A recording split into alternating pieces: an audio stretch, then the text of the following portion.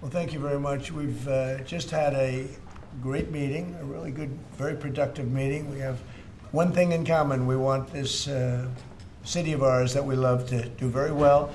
And I wanted to congratulate the mayor. He really ran an incredible race against, a lot of smart people, starting with the early primaries against some very tough people, very smart people. And he beat them easily. And I congratulated him. And we talked about some things in very strong common, like housing and getting housing built, and food and prices, and the price of oil is coming way down. Anything I do is going to be good for New York. If I can get prices down, it's good for New York. And we've got them down, way down from last year. We have, as you know, I've been saying to a lot of people, Walmart said that Thanksgiving this year is exactly 25% less than last year. So that's good for New York, good for everybody. But I just want to congratulate. I think you're going to have, hopefully, a really great mayor. The better he does, the happier I am, I will say. There's no difference in party. There's no difference in anything. And we're going to be helping him to make everybody's dream come true, having a strong and very safe New York. And congratulations, Mr. Mayor. Thank you, Mr. President. Thank you. I appreciate it. Please. I appreciated the meeting with the president, and as he said, it was a productive meeting focused on a place of shared admiration and love, which is New York City, and the need to deliver affordability to New Yorkers, the 8.5 million people who call our city their home, who are struggling to afford life in the most expensive city in the United States of America. We spoke about rent, we spoke about groceries, we spoke about utilities, we spoke about the different ways in which people are being pushed out, and I appreciated the time with the president, I appreciated the conversation. I look forward to working together to deliver that affordability for New Yorkers. Thank you very much. Any questions, please? President Trump, Stephen Nelson from the New York Post. I've got a question for you and then also one for the mayor-elect. Sure. For you, you've referred to Mr. Mamdani as a communist. Could you describe why you feel that way? And also, will you do anything to stop him from arresting Prime Minister Netanyahu if he visits New York? Well, we didn't discuss your second part of the question. And on your first part, I mean, he's got views that are a little out there, but who knows? I mean, we're going to see what works, or he's going to change also. We all change. I changed a lot. From when I first came to office. It's now quite a while ago. It's quite a while. My first term was great. We had the greatest economy in the history of our country. We're doing even better now. We're doing much better now than we did even the first term.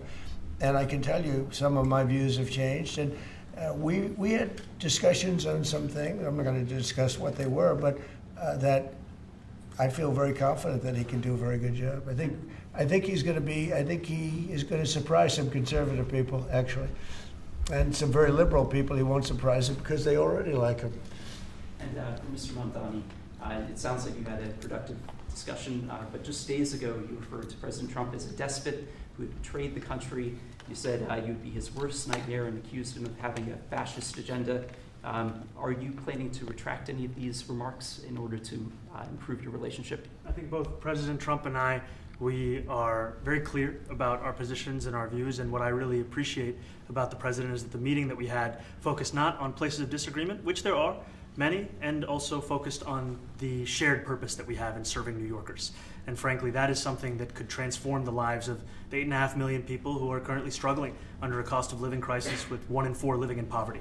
And the meeting came back again and again to what it could look like to lift those New Yorkers out of struggle and start to deliver them a city that they could do more than just struggle to afford it, but actually start to live in it.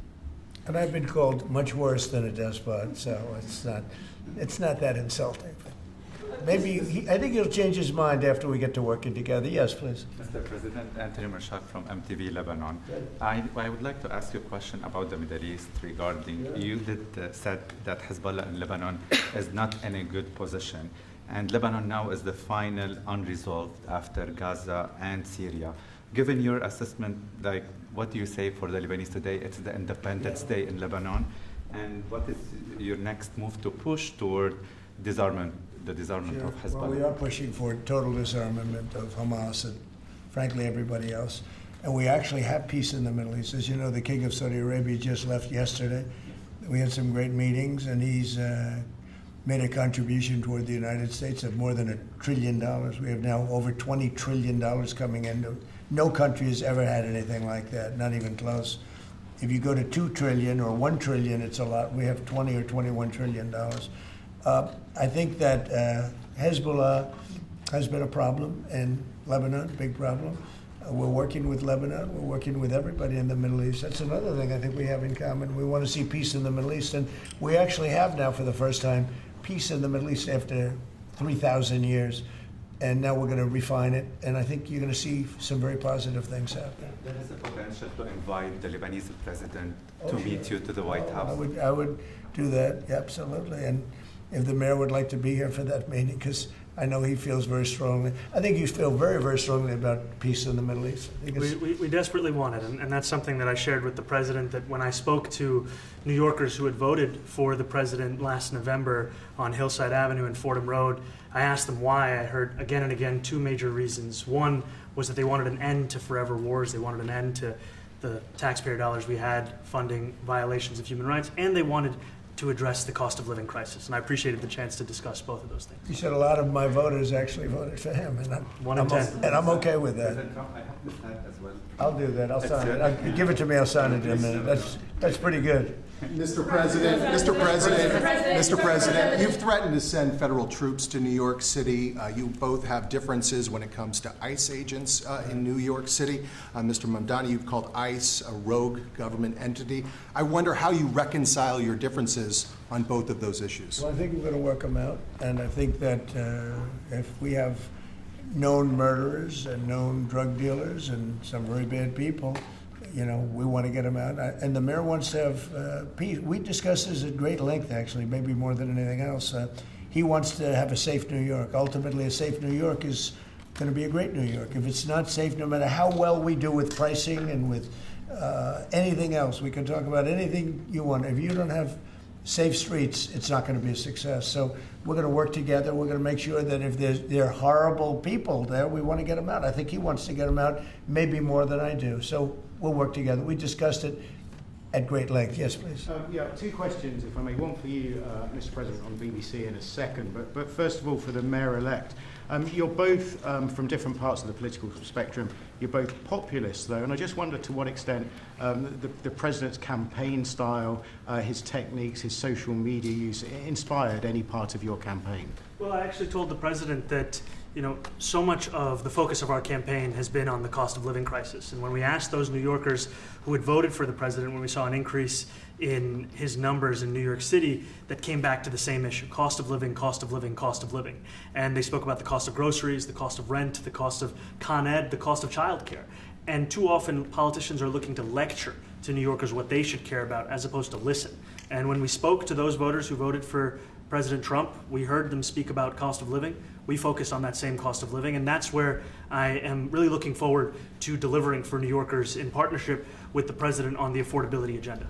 And I think we have to work a little bit. We talked about Con Edison. We have to work a little bit on getting the prices, because, you know, we've gotten fuel prices way down, but it hasn't shown up in Con Edison.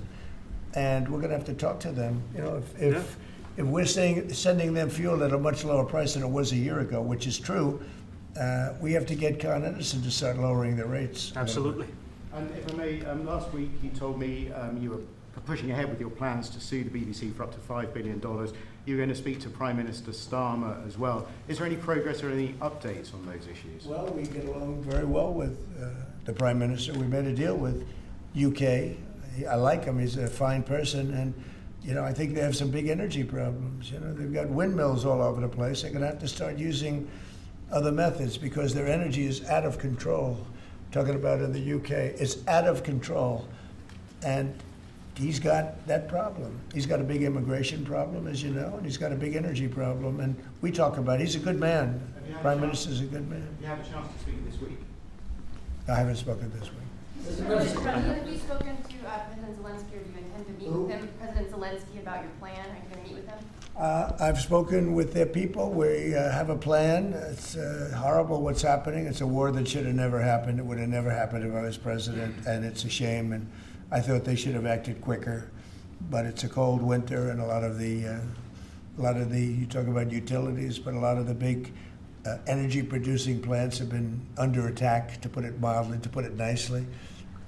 Yeah, we have a way of getting peace, or we think we have a way of getting peace. He's going to have to approve it. Just so sad, so many people. You know, last month they lost 25,000 soldiers. This is something, we haven't seen anything like this since the Second World War. And they're averaging 6,000 or 7,000 a week between the two of them, dead soldiers. And it goes on, and I think they're getting reasonably close, but I don't want to predict. I would have said that would have been one of my early ones. I did 8 peace deals of countries, including in India, Pakistan. You could even go, in fact, they're coming here in a week or two, go to the Congo and Rwanda. That was 10 million people dead, and we worked something out on that. But so many, and the one I thought would have been, for me, because I have a very good relationship with President Putin, I thought that would have been maybe quicker. But it does take 2 to tango. And now you just see all the death. And, you know, it doesn't affect us other than the fact that we don't want to see all those people dead. Really, it's on the other side of the ocean. It's a war that should have never happened. It did happen. I blame the person also sitting right behind this desk. This is a war that should have never happened, and it wouldn't have happened if I were president. But we're trying to save a lot of lives. They're losing 25, think of that, 25,000 lives over the last short period of time.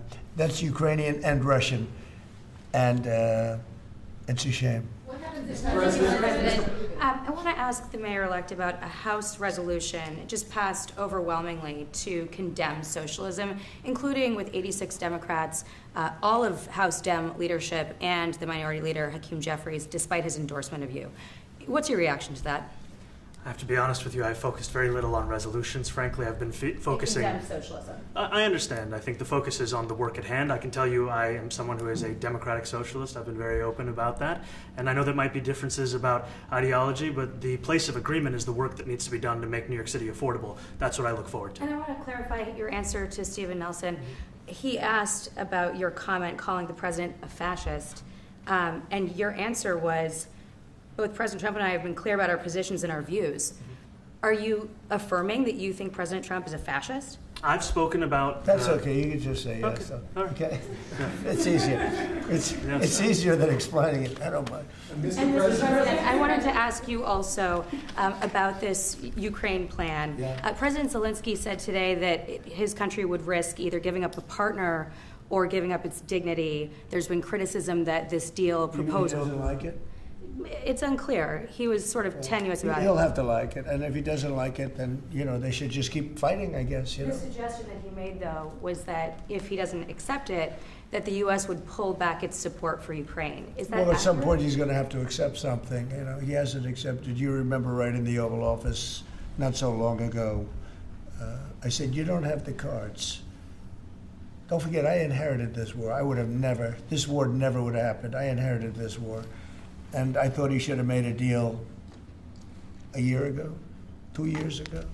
The ultimate deal would have been if it never started. That would have been the good deal. That could have been done too if you had the right president, but you didn't have the right president. Mr. President, the cost of living is something that you and Mr. Mamdani seem to agree on. Democrats have run New York City for a long time, Mr. Mamdani. Do you see Democrat policy specifically as being a problem?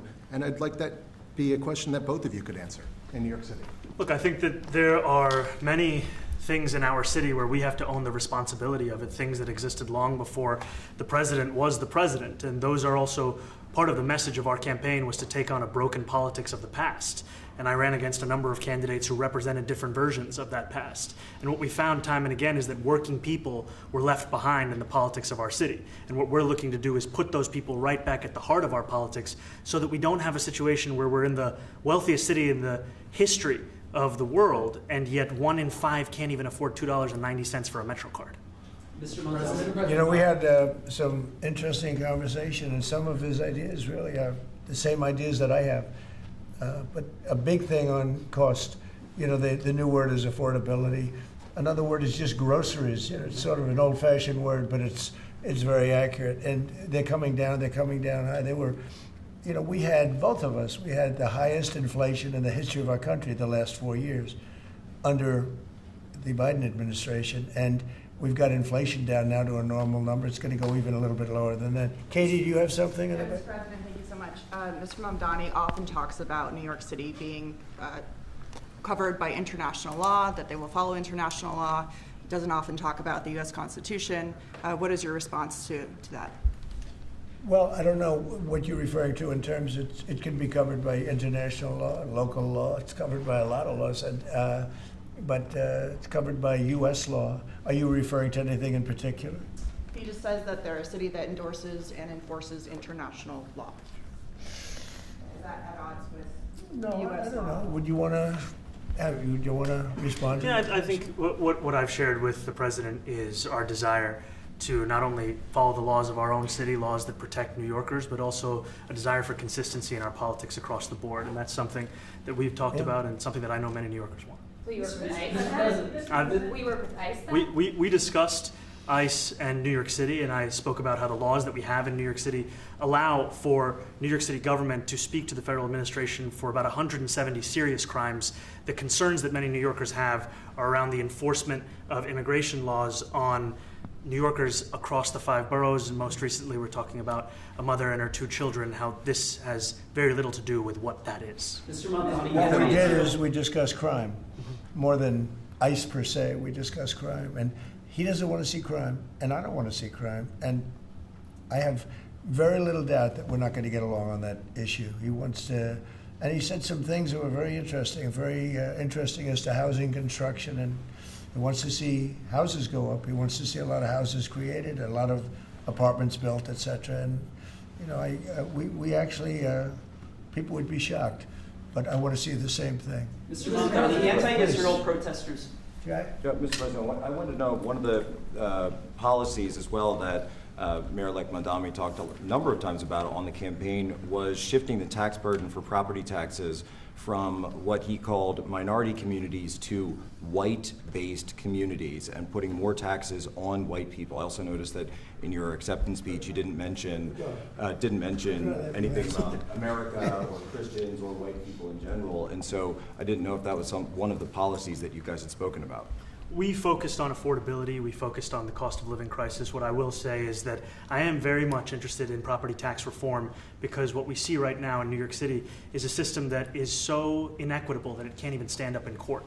And the president and I spoke about the importance of not only building more housing, but also making sure that regulation of housing is something that is manageable to actually get through and not the cause of yet another weight that we see in our But to be city. clear, you're continuing this idea of race-based property taxes. No, to be very clear, That's what you said. no, Yes, it is. the use of the term was a description of neighborhoods, not a description of intent.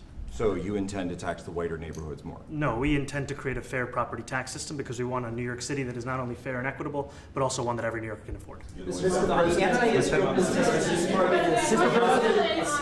Please, God. Mr. Mamdani, anti-Israel protesters just targeted a synagogue in New York. Are you concerned about Jewish New Yorkers feeling welcome and safe in the city? And President Trump, you've threatened to cut off federal funding to New York City.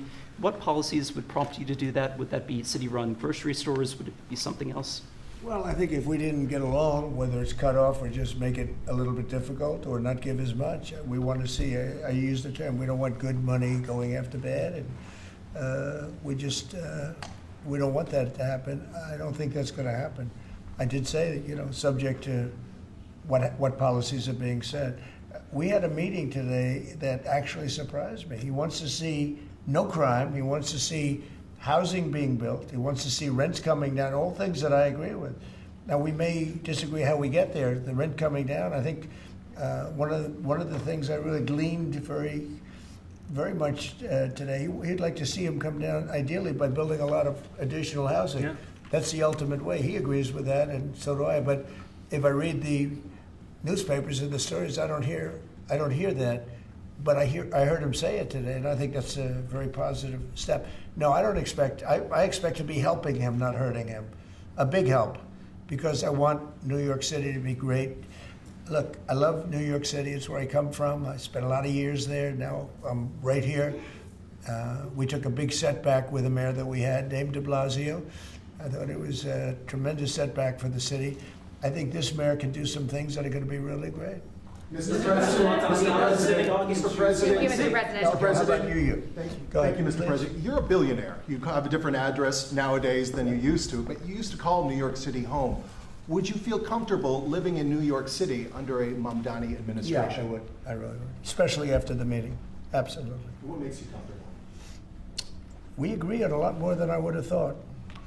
I think I want him to do a great job, and we'll help him do a great job. You know, he may have different views, but in many ways, you know, we were discussing when Bernie Sanders was out of the race, I picked up a lot of his votes, and people had no idea because he was strong on not getting ripped off in trade and lots of the things that I've practiced and been very successful on. Tariffs, a lot of things. Bernie Sanders and I agreed on much more than people thought. And when he was put out of the race, I think quite unfairly, if you want to know the truth, many of the Bernie Sanders voters voted for me. And I felt very comfortable, frankly, in seeing that and saying that. And, you know, it just turned out to be a statistical truth. But no, I feel very comfortable. I would feel very, very comfortable being in New York, and I think much more so after the meeting. Yes, please. Thank you, Mr. President. I have a question for you, but a very quick one for Please. the mayor.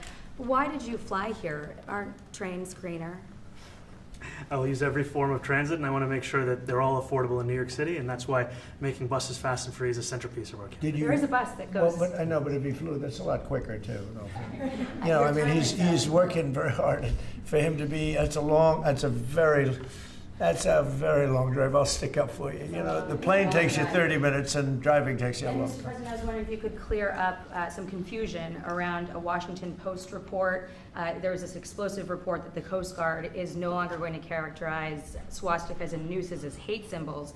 DHS called that a lie and fake news. Can you clear up? I don't know anything about it. When was this written? I think yesterday. Well, look, the Coast Guard's an incredible group of people. I know them very well. We just ordered a lot of new Coast Guard cutters, beautiful, the most magnificent ship. They look like yachts with lots of guns on them. So I don't know, I haven't seen any report like that, but certainly we want them to remain a great force, and they are. You are a peacemaker, and you did the peace in all the 9 months around the world. I would like to ask Mr. Mamdani, you've accused the U.S. government of committing genocide in Gaza while President Trump was working on peace. Why that? I've spoken about the Israeli government committing genocide, and I've spoken about our government funding it. And I shared with the president in our meeting about the concern that many New Yorkers have of wanting their tax dollars to go towards the benefit of New Yorkers and their ability to afford basic dignity. And what we see right now is we're in the 9th consecutive year of more than 100,000 school children being homeless in our city.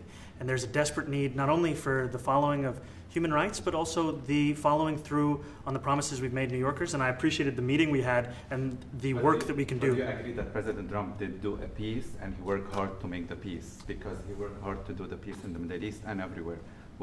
Do you agree with that? I appreciate all efforts towards peace, and I shared with President Trump that when I spoke to Trump voters on Hillside Avenue, including one of whom was a pharmacist that spoke about how President Trump's father actually went to that pharmacy not too far from Jamaica Estates, that people were tired of seeing our tax dollars fund endless wars. And I also believe that we have to follow through on the international human rights, and I know that still today those are being violated, and that continues to be work that has to be done no matter where we're speaking of. Mr. President, question for Mr. Thank you, Mr. President. Do you view the mayor-elect as the true leader of the Democrat Party? And do you think Leader Schumer's and Leader Jeffries, have to follow his lead? Well, look, I hope they have great leaders. This is a man that right now I think is focused in New York City. I really think he has a chance to do a great job. We're going to help him, but I really think he has a chance to do a great job. But I'll let you answer that. You consider yourself the leader of the Democrats? I think it's more appropriate for him. I consider myself the next mayor of New York City, and I keep my horizons firmly on New York City, and I appreciate the meeting with the president, which focused again on the 5 boroughs and whether New Yorkers could afford to live there. By the way, being the mayor of New York City is a big deal. Absolutely. I always said, one of the things I would love to be someday is the mayor of New York City. Being the mayor of New York, and especially now, because I think you're at really a turning point, one way or the other. It could go great, or it can go in a different direction. And I think you really have a chance to make it great. Mr. President, you say you love New York City. Mr. Mamdani, does New York City love President Trump? New York City loves a future that is affordable, and I can tell you that there were more New Yorkers who voted for President Trump in the most recent presidential election because of that focus on cost of living, and I'm looking forward to working together to deliver on that affordability agenda. I got a lot of votes.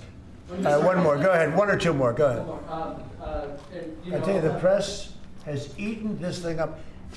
You know, I've had a lot of meetings with the heads of major countries. Nobody cared. This meeting that you people have gone crazy. You know, outside you have hundreds of people waiting. This is just a small little group. For some reason, the press has found this to be a very interesting meeting. The biggest people in the world, they come over from countries nobody cares. But they did care about this meeting, and it was a great meeting. Go ahead. Yeah, Mr. President, I was going to ask you exactly that. Why do you think there's so much more, so much excitement around this than even some foreign leaders? Because I think he's different. All right, I think he's different, and that can be in a very positive way. But I think he's different than, your typical guy runs, wins, becomes mayor maybe, and nothing exciting. Because he has a chance to really do something great for New York. New York is at a very critical point, and he does need the help of the federal government to really succeed, and we're going to be helping him.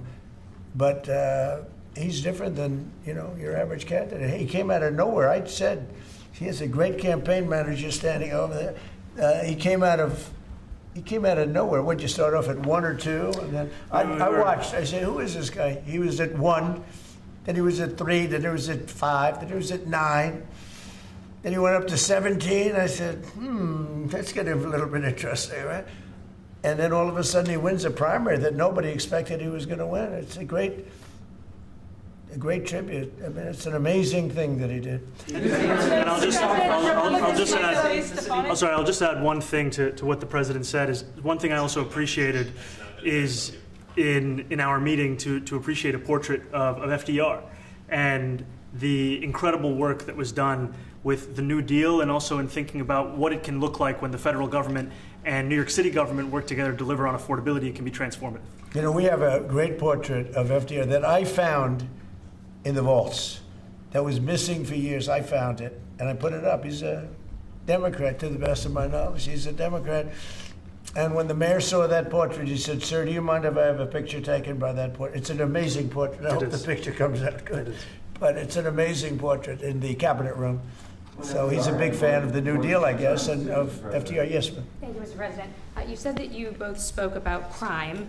There are many police officers set to come off the rolls at the end of this year in New York City.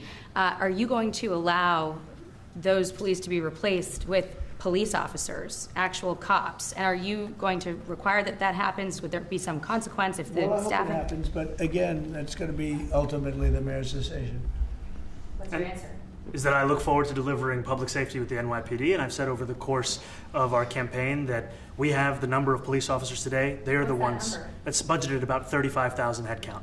And I think the key thing is that we have to make it easier for police to focus on police work, not ask them to respond to 200,000 mental health calls a year. So is that a reduction from what you're at right now? Are you committing to maintaining the same level of cops? I've committed over the course of the campaign to maintain the 35,000. That's the headcount that we had through the campaign. And not replace them with caseworkers, social workers? No, I've said that's the headcount that we want. What we need to do is make sure they can focus on serious crime. And he just retained a great police commissioner, I believe, right? Yes, we did. Commissioner Tisch. If the newspapers are correct. That one they're correct about. He retained, I think, somebody that is she's a good friend of some of the people in my family, of Ivanka, and they say she's really good, really competent, and he just retained her, so that's a good sign. Mr. President, are there still topics that you see the two of you disagreeing on in the future? And do you think you'll have more meetings like this? There will be topics that we disagree on. I think we'll probably come to a conclusion, and ultimately he'll convince me, or I'll convince him. It's for the good of New York. Ultimately, it's for the good of New York. I don't care about affiliations or parties or anything else. I want to see if this city could be unbelievable, if he could be a spectacular success, I'd be very happy. Do you think you guys will meet more in the future, too? Excuse? Do you think you'll meet again in the future, throughout the administration? I think we will. I hope we do. I enjoyed the meeting. We had a great meeting. Please. Mr. President, Republican Elise Stefanik has campaigned multiple times by calling Zohran Mamdani a jihadist. Do you think you're standing next to a jihadist right now in the Oval Office? No, I don't, but she's out there campaigning, and, you say things sometimes in a campaign. Isn't that sort of She's a very capable person. Isn't But that a kind of label? you really have to ask her about that. But no, I don't particularly. I think I met with I met with a man who's a very rational person. I met with a man who really wants to see New York be great again. And I can say again, because New York was great. You know, when I came down to Washington initially, the city was so hot. It was doing great.